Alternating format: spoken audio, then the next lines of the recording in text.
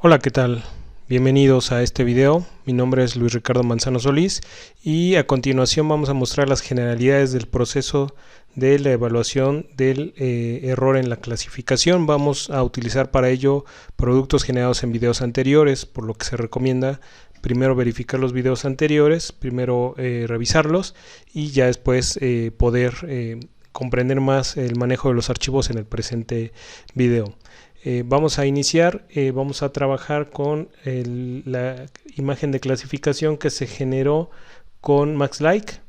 Con MaxLike generamos dos productos, uno fue la clasificación detallada y otro fue una clasificación generalizada. Vamos a evaluar el error en ambas imágenes, a ver qué resultados obtenemos, pero vamos a tomar como base la imagen generalizada, perdón. Y bueno, vamos a hacer lo siguiente. En primer lugar vamos a generar una imagen o un vector o ambos con muestras aleatorias, con puntos para muestras aleatorias, sobre los cuales vamos a tratar de identificar la cobertura o uso de suelo con una imagen más precisa. La recomendación es ir a hacer el recorrido a campo o en su defecto utilizar productos de mayor resolución al que se haya clasificado. En este caso nos vamos a apoyar con Google Earth para hacer esta evaluación. Entonces me voy a Idris Image Processing, evaluación de la precisión, y voy a usar el módulo Sample, y aquí en el módulo Sample voy a usar como referencia esta imagen. Le voy a decir que sea un esquema aleatorio. El número de puntos es importante, los puntos aleatorios. En el libro de Remote Sensing Watershed Idrisi a Beginner's Guide nos dan la recomendación de que al menos se evalúen 100 puntos de la imagen como mínimo, y 300 puntos es como lo ideal que ellos utilizan. En este caso, para cuestiones del ejemplo que estamos trabajando, vamos a considerar lo que es el número de columnas y el número de renglones de la imagen para determinar el tamaño o el número total de celdas, perdón, que sería nuestra población. En este caso son 1544 columnas y 1451 renglones. Al multiplicar estos elementos nos da un total de 2.240.344 celdas. Esa sería nuestra población total. Si calculamos una muestra con un nivel de confianza del 95% y un margen de error del 5%, bueno, nos estaría dando un tamaño de muestra de 385 celdas. En este caso, para este ejemplo, vamos a meter 385 celdas. El archivo de salida lo vamos a llamar Sila muestras, y le vamos a decir que sean podemos hacer la salida como archivo vectorial, como archivo matricial o raster, o que nos dé los dos al mismo tiempo. Nos va a dar esta opción, nos va a generar dos archivos con el mismo nombre, no se sobrescriben porque tienen diferente extensión y son de diferente formato. Le damos OK y nos genera ambos archivos. Aquí ya deberán de estar. Voy a refrescar y debe de estar aquí en Sila muestras. Aquí están. Este es el raster y voy a sobreponer el vectorial. Voy a agregar aquí el vectorial y voy a cambiar aquí la paleta. Le voy a decir que sea uniforme y blanco. OK. Y aquí está. Aquí se ve el raster y el vectorial. ¿Para qué es esto? Bueno, si nos basamos solamente en el dato de la muestra del punto, que en este caso es el blanco, nosotros estaríamos detallando puntualmente qué tipo de uso de suelo es. Sin embargo, la resolución de la imagen, en este caso ya de la imagen clasificada, es esta. Entonces lo que nos recomienda el libro es: no te centres solamente en el punto, en el uso de suelo donde caiga el punto, sino verifica por la resolución que hay alrededor y cuál es el uso de suelo predominante, y entonces dale esa clasificación a esa localización. Nosotros vamos a tratar de hacer un acercamiento diferente. En el libro lo hacen con los puntos, nosotros lo vamos a tratar de hacer con las celdas. Vamos a ver si podemos convertir estas celdas en rectángulos o en cuadros, y con esto ayudarnos en la evaluación de cada una de las muestras. Entonces, bueno, vamos a continuar con esto. a esta escala ya se aprecian más, están distribuidos aleatoriamente y vamos a trabajar entonces con el vectorial. Vamos a decirle un reformateo, vamos a hacer un raster vector, le decimos que queremos convertir un raster a vector, un raster a polígono, no queremos convertirlo a punto porque nos generaría el mismo producto, unos puntitos, un punto en un par de coordenadas X y Y, y nosotros lo que queremos es el cuadro o el rectángulo de la celda. Y aquí le vamos a decir que se lleve nada más un archivo de polígonos. La imagen de entrada va a ser, si la muestras, va a ser el raster. Y la salida la vamos a llamar si la muestras celdas. Le vamos a decir que excluya el background, el fondo. Todo esto negro que no lo convierta en polígono. Ese que lo excluya. Le decimos OK. Y a continuación nos va a desplegar las celdas, pero ya como vectores. Ahorita vamos a ver la finalidad de esto. Aquí está ya la celda y conserva su identificador. Son 385 puntos. La idea es visualizar esto para facilitar la interpretación del uso de suelo. Bueno, cerramos esto y nos vamos a File. Vamos a exportarlo. En mi caso lo voy a trabajar en Google Earth. Entonces lo voy a convertir a formato de Google Earth. Vamos a ir a exportar y le vamos a decir Desktop Publishing Formats y le vamos a decir la opción KML Idrisi. Aquí le vamos a decir que queremos convertir un archivo de Idrisi a KML. En este caso vamos a decir que sea un polígono a KML y vamos a decirle el archivo de polígono que es si la muestras celdas. Luego le vamos a decir que lo ancle al suelo, le va a dar el mismo nombre pero va a tener otro formato. Le damos OK. Parece que ya lo hizo. Voy a ir a Google Earth y lo voy a buscar en mi carpeta de trabajo, en mi working folder. Voy a abrir Google Earth. Me voy a ir a la opción archivo, abrir. Me voy a ir a mi carpeta de mi working folder. Ahí está ya el archivo. Le doy a abrir y me va a llevar a la zona donde están distribuidos estos puntos. Seguramente por el tamaño no se van a ver bien. Voy a hacer un acercamiento. Por ejemplo, esta zona la tengo identificada. Voy a hacer un acercamiento. Aquí ya se empiezan a ver los rectángulos. Aquí está el rectángulo que quiero yo identificar su tipo de uso de suelo. Y aquí se pueden ver algunos. Acá se ve otro. Acá se ve otro. Por acá se ven otros. Por acá se ven otros. Vamos a tratar de ver... aquí está relleno. Vamos a quitarle el relleno para poder visualizar cada uno de los tipos de uso de suelo. Entonces me voy aquí a clic derecho, propiedades, y le voy a decir en estilo color, compartir estilo para todos los elementos. Le voy a decir que el color de la línea va a ser rojo. El área le voy a decir que solamente sea contorno. Vamos a ver la previsualización. Aquí está la previsualización y le doy a aceptar. Y ahí está. Y ahora lo único que tengo que hacer es irme a cada celda y ver cuál es el tipo de uso de suelo. Por ejemplo, aquí no hay pierde, porque pues es bosque todo, pero puede haber unas que caen en un límite, como el límite entre estos dos, y habría que identificar cuál es el uso de suelo predominante, según la recomendación que hace el libro de Tercet. Listo. Bueno, ¿cómo voy a ir uno por uno? Bueno, aquí si le doy clic se despliegan todos los puntos, los 385 puntos, y entonces estaría acercándome a cada uno de ellos y señalando el uso de suelo. ¿Dónde los voy a señalar? Bueno, en un archivo de texto. Aquí por ejemplo me voy al punto 31. Aquí está el punto 31. Y le estaré diciendo qué tipo de uso de suelo es el predominante. esto es el predominante, aquí, aunque aquí vemos pastizal, seguramente aquí hay sombra, pero vemos pastizal o un cultivo, puede ser un cultivo o pastizal, pero el predominante es bosque. Voy a abrir mi bloc de notas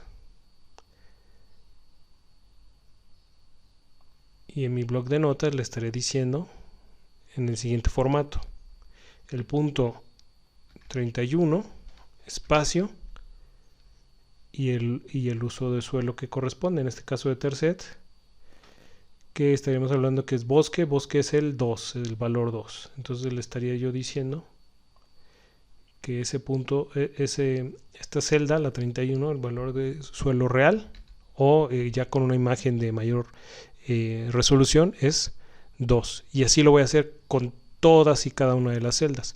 Lo podemos ir haciendo así, o podemos poner todos los valores de celda desde un inicio. Aquí lo voy a hacer rápido. Bueno, aquí ya puse los 385 puntos. Me voy al 31, decíamos ya sería buscar el 31. Y es muy importante lo siguiente: debe ser la primera columna el identificador del punto o del polígono, un espacio, y luego el identificador del uso de suelo. En este caso bosque, que es el identificador 2. Entonces aquí espacio 2. Y nos va a quedar un archivo de 2 columnas. La columna de la izquierda es el ID del punto, la columna derecha es el ID del uso de suelo o de la cobertura. Me voy al siguiente, 162.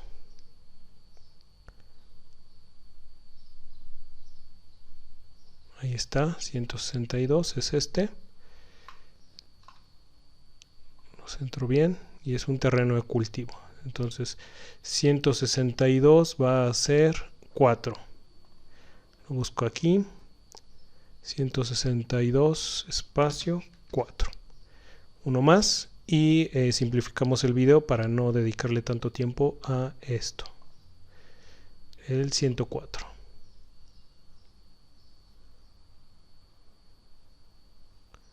Aquí está el 104, que estaría siendo cultivo también. Tenemos zona de cultivo. A esta zona parece que no fue cultivada en este ciclo. Puede ser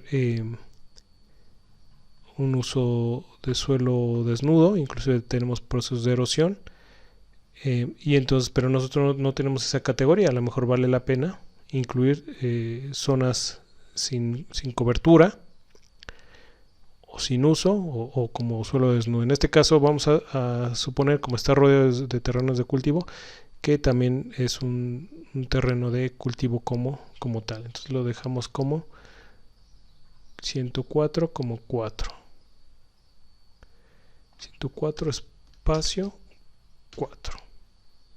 Vamos al 181.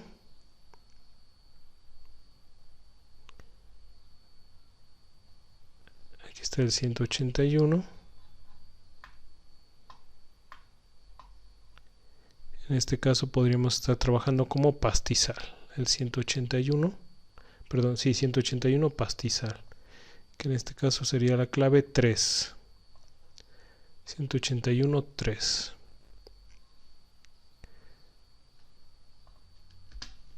Y así lo hacemos con todos. Muy bien, aquí ya terminé de asignar el valor de la clase a cada uno de los cada una de las celdas de muestra. Están las 385. Recordar, columna a la izquierda es el ID de la zona de muestra, y la columna de la derecha es la clase a la que corresponde. Por ejemplo, aquí es bosque, ¿no? Entonces ya están todos. Y bueno, algunos puntos a considerar. En mi caso, ya que estaba evaluando que estuvieran todas llenas, resulta que en la 108 no la había yo localizado en la imagen. Ya estuve verificando por qué, y bueno, es un poquito a lo mejor lo de la ventaja de trabajar con los puntos o de hacerlo de forma complementaria. Resulta que esa celda 108 está por aquí en uno de los puntos de las orillas. Aquí está.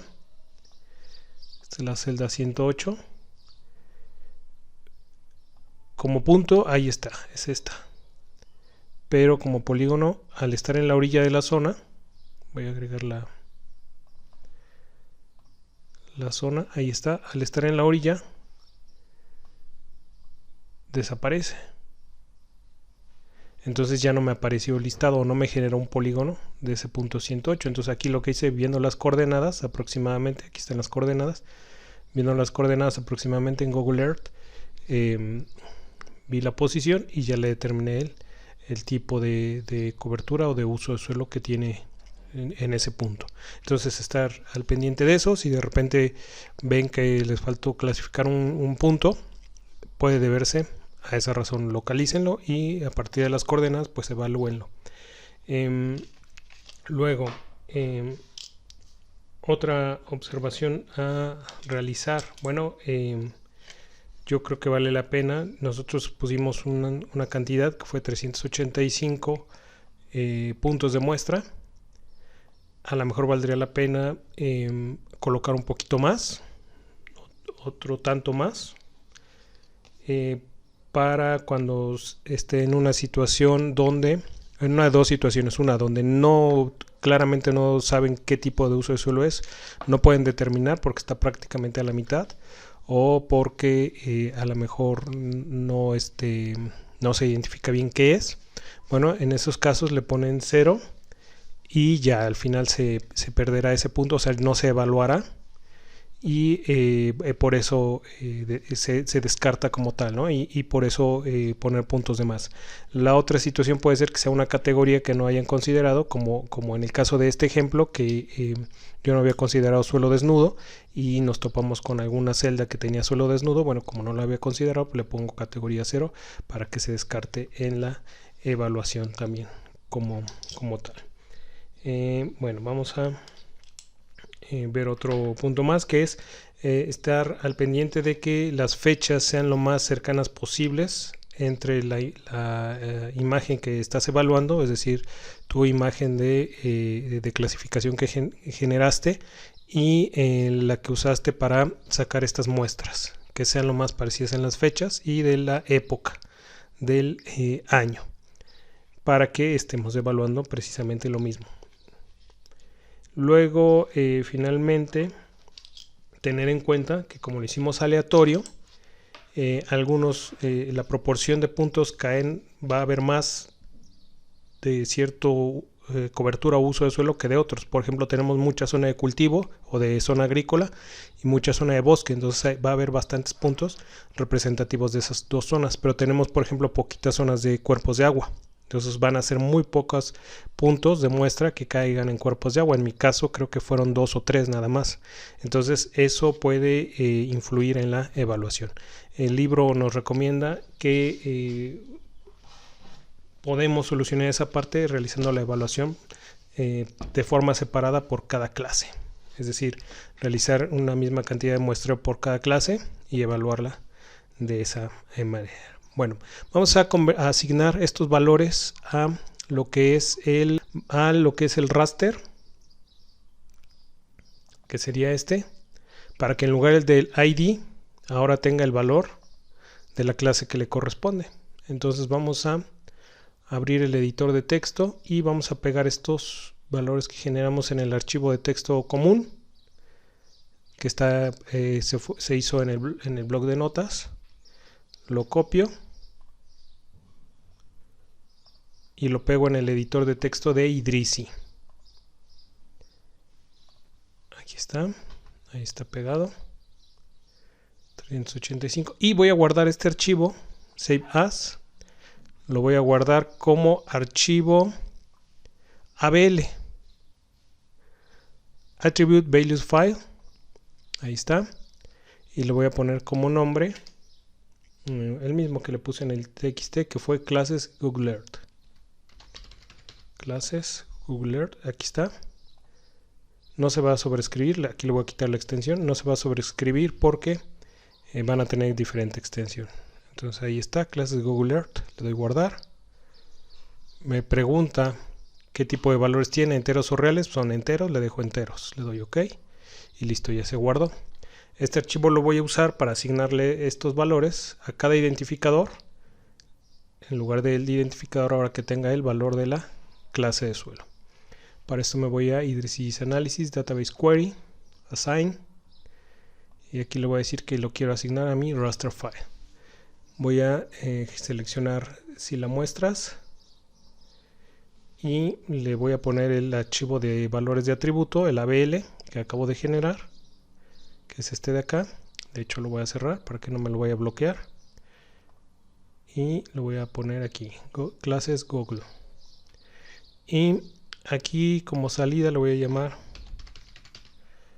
clases Google Earth.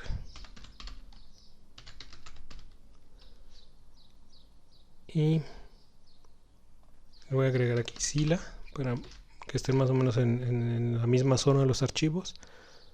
Zona clases Google Earth. Le doy OK. Y aquí está. 0 es todo el background. Aquí están unos que son cuerpos de agua. No se ven por el tamaño de celda. Aquí está 2 que son zonas de cultivo. Acá está 3 que es, 2 es bosque. 3 son pastizales. 4 zonas de cultivo y 5 son zona urbana. Les repito, casi no se ven por la resolución, pero aquí están. Aquí no sé si ya se alcanzan a ver.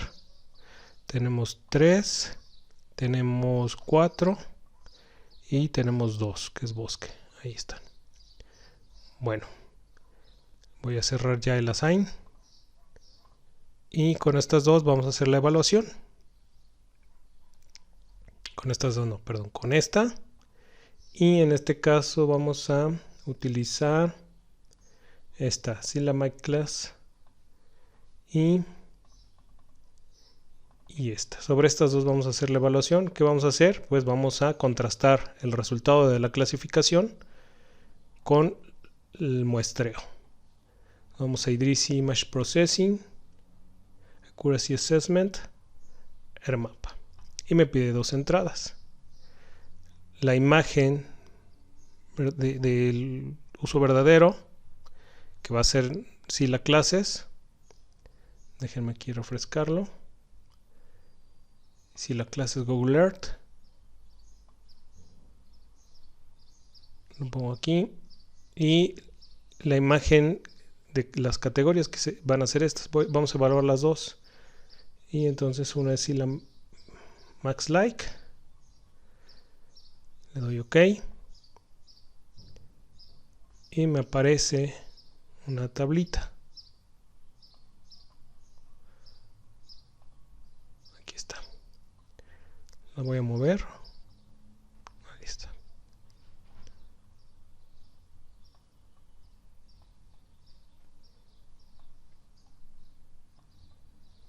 Aquí está. Listo. La voy a maximizar. Y vamos a ver los resultados. Bueno, antes que nada comentar que en el libro Remote Sensing with Terset Idrisi A Beginner's Guide nos explica claramente los elementos de este resultado o de este reporte, y ahí lo pueden consultar a mayor detalle. En términos generales, decirles, la diagonal donde coinciden las categorías o las clases uno con uno son los elementos donde coincidió la imagen de la muestra y la imagen clasificada. Entonces, por ejemplo, aquí 1.1 nosotros dijimos que es agua y salió que es agua. Y fueron dos celdas nada más que se evaluaron, total 2, y aquí no hay error, ¿no? Error por comisión, nos dice aquí error por comisión. Luego vamos al segundo caso, para las celdas con clase 2 o categoría 2, bueno, dijimos que o coincidieron en 84 sí fue 2, pero 5 no. En 5 se evaluó una como 3. Perdón, como 5 se evaluaron como 3. Y entonces ahí tenemos en total 89. De las 89, 84 sí correspondió y 5 no, que se evaluaron como 3. Y entonces podemos ver dónde tuvimos mejor rendimiento, como es este caso, o donde tuvimos un menor rendimiento, como puede ser este caso, ¿no? De 206, Para la categoría 4 solamente 112 sí correspondieron y otras se evaluaron en otras categorías. Tenemos el error por comisión, que es esta columna, y el error por omisión y el error global. Punto 42 es alto, podríamos decirlo, no es tan aceptable. ¿Por qué? Porque nos está diciendo que hay un 42% de error de celdas evaluadas erróneamente o clasificadas erróneamente. Esto, leyéndolo al revés, sería que es aproximadamente 58% fueron de la clasificación es correcta, 58% correcta y 42% incorrecta. Bueno, aquí nos explica RO es error por omisión y RC es error por comisión. El libro nos dice que el error por omisión es si de repente nosotros dijimos que una celda era bosque, pero en realidad resultó ser pastizal. Ahí fue un error por omisión. Y en el caso del error por comisión, lo que nos explica el libro es que, bueno, pues tenía que ser pastizal y nosotros le dijimos que era otra cosa. Y entonces nos evalúa esos dos tipos de error. Finalmente viene el índice kappa. El índice kappa que, bueno, básicamente en el último valor lo ideal es que trate de ser lo más cercano posible a 1. Nuevamente está muy bajo, punto 42 prácticamente, es muy bajo, y por lo tanto tendríamos que ir a ajustar algo en nuestros datos de entrada para mejorar estos valores. ¿Dónde podemos ajustar? Bueno, pues aquí lo vemos en la categoría 4, que es agricultura, que hay mucha confusión con pastizal y en algunos casos con bosque, a lo mejor, y también con zonas urbanas, ¿no? Ir a hacer remuestreos de estas partes. Y de las zonas urbanas, que es un poquito más complejo porque esta zona tiene actualmente tiene bastantes invernaderos y entonces eso se puede confundir. Tenemos distribuidos, si se dan cuenta, zonas urbanas, pero se confunden, o en la evaluación o en la clasificación se tuvieron también que podían ser pastizales, zonas agrícolas o de bosque. Entonces esa es la evaluación. Ahora, pero ya sabemos que tenemos que meter a lo mejor más sitios de entrenamiento en estas partes para distinguirlas de las otras. Ahora, esto es solamente con el general, perdón, con el específico. Ahora vámonos con la clasificación general. Nosotros podemos guardar esto si quisiéramos para conservar los resultados. Aquí le decimos guardar archivo o cerrar. Y ahora vamos a hacerlo con el otro archivo, que sería el de seclass, que es este de acá arriba, a ver qué nos da. Igual uso las mismas muestras ya clasificadas y otra vez ya terminó. Voy a buscar la ventana de resultados otra vez. Aquí está, y la voy a maximizar. Me sale un error parecido, 42% evaluado erróneamente, una precisión del 58% si lo quieren ver así, más menos 5% como lo evaluamos, y un kappa más bajo todavía, punto 39. Les decía, lo ideal es irse acercando a 1.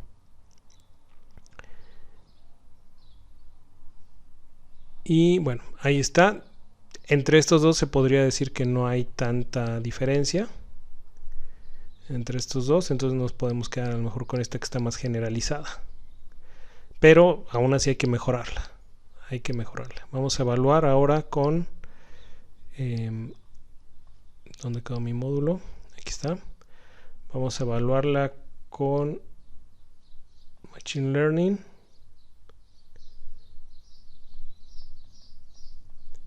Aquí está Machine Learning, que es esta imagen. A ver qué nos da.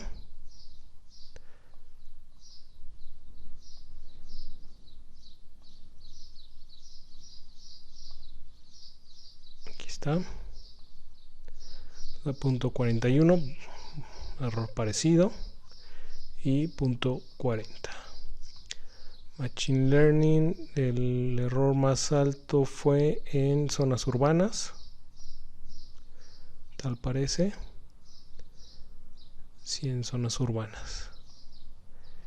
Y vamos a hacer la evaluación con el otro que fue con segmentation. Déjenme ver dónde quedó. Aquí está. Estas capas las generé en videos previos. Entonces, si quieren ver cómo salieron o cómo se generaron estas, por favor chequenlo ahí en los videos previos. Vamos a evaluar el error. Entonces, otra ventaja de usar esta herramienta es poder decidir entre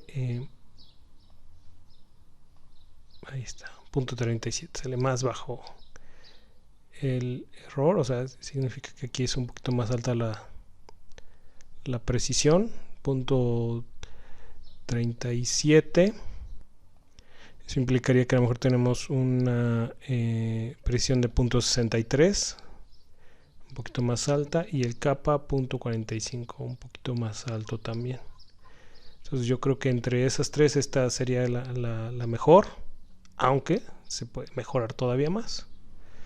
Entonces es otra de las ventajas para generar un producto con la mayor precisión posible y en el cual se pueda dar una medida de la certidumbre de los resultados del producto final. Y bueno, esto es todo respecto a este proceso de la clasificación de imágenes de satélite con Tercet.